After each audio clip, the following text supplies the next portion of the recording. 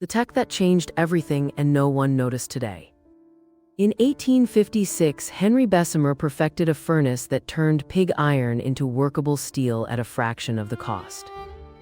The breakthrough quietly fed a building boom, stitching skylines and bridges, while skeptics called it unstable and risky for cities worldwide. It did more than metalworking, reshaping empires by enabling rail networks and accelerating industrial cities into unstoppable growth soon. The twist is that a single furnace quietly altered the world, inviting you to uncover more hidden tech stories today.